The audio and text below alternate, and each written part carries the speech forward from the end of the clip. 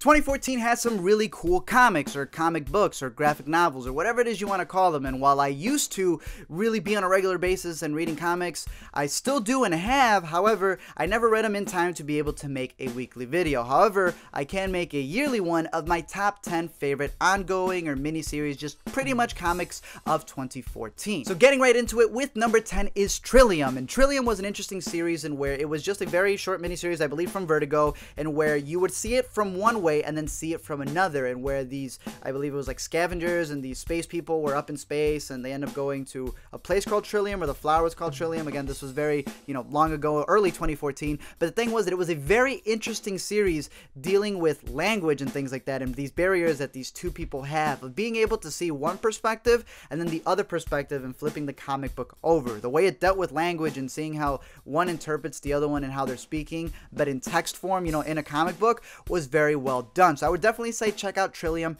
if you haven't. Number 9 is Ghosted, which is the Image series, which while I'm not into all that spiritual stuff and I would definitely stay away from, this one is sort of like Ocean's 11 meets ghost hunting, and that's what this series is, and where it's very interesting to see the dynamic of this group who's going in there, and instead of stealing actual riches, they're trying to steal ghosts from like these haunted mansions. And it's one that, while I don't like this stuff, this one is very intriguing. Number 8 was one that's very independently put out there and was actually, I believe at first just being distributed, digitally, but then they started combining them, and that is called The Bunker, which is a very interesting story of these group of kids, or these teenagers, I believe, who end up getting letters from their future self. And the interesting is that the future self is telling them these very interesting things that I don't want to spoil, but at the same time is when you have this dynamic of some of the letters are coming from the other people who are telling themselves to lie to their past selves, and it's very intriguing and definitely one that you need to go check out, since they have started releasing them in these very single issues now, or you can just get them online digitally. Number 7 is the Vertigo series, which I believe was first called Collider, if I'm not mistaken, but then was changed to the Federal Bureau of Physics, which is literally like, imagine you call 911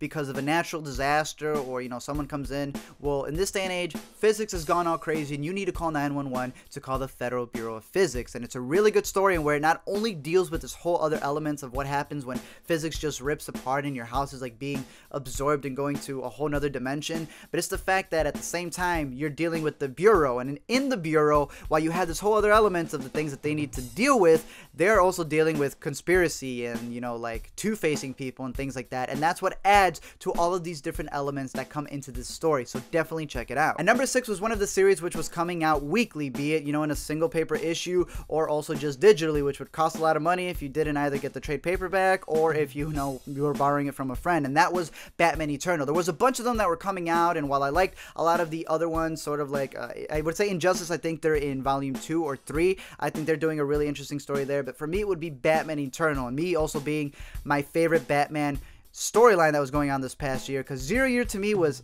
okay. I also liked the Batman and Robin storyline. I think they were doing it with Two-Face way earlier in 2014, which I liked, but for me this one was embodying bits and pieces of a lot of the Batman storylines that we know before, and bringing in a lot of the characters and doing this whole nother story that we haven't seen before, and I thought that was really interesting. So it's one that if you're a Batman fan, I would say definitely check out, because while it was a weekly series, they are ending it, so I think it only took a year, so I would say definitely check out this Batman Eternal run. And number 5 was the Image series called Manifest Destiny, which was pretty much taking Lewis and Clark and revamping their story, making it something completely new, that while they were, expanding to the west, what they ended up coming across was all of these different creatures, and Sacagawea, I believe, is like a pregnant, but like ninja warrior, and it's this crazy series with beautiful artwork every single time. Like almost every issue ends with an amazing piece of artwork every single time, and I think it's definitely one to check out, because while it is a sort of history type of comic series that it's covering, it's still very interesting the way that they change up everything, yet still keep it very historical in a sense. Number 4 is one that I will say with caution, because it is very explicit, but is also an Image one called Sex Criminals, and where it takes these two people who, when they first meet up with each other, don't realize that their whole past have considered of every time that they do it, they can stop time, and when they realize they both have that power,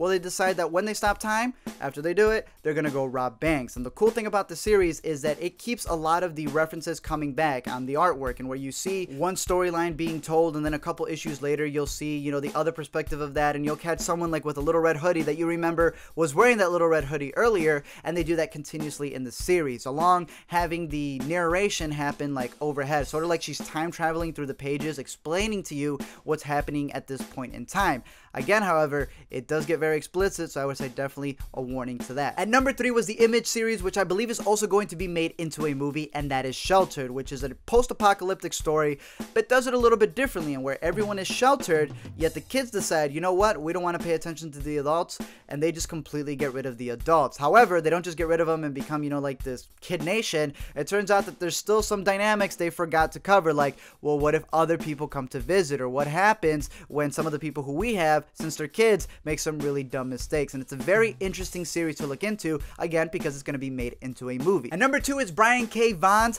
Saga, which is phenomenal. And again, I'm one of those, just like in Ghosted. In this, I'm not into that galactical type of things where they bring all of these other creatures, but he always does a phenomenal job with the writing, be it if you've read Runaways, or specifically Y the Last Man, which I don't know what they're waiting for the movie. I know they've been working on it. Who knows when it'll be done, but Saga continuously shows how good of a writer he is, and the artwork is very out there, and at the same time, you have what is really essentially just a love story, you know,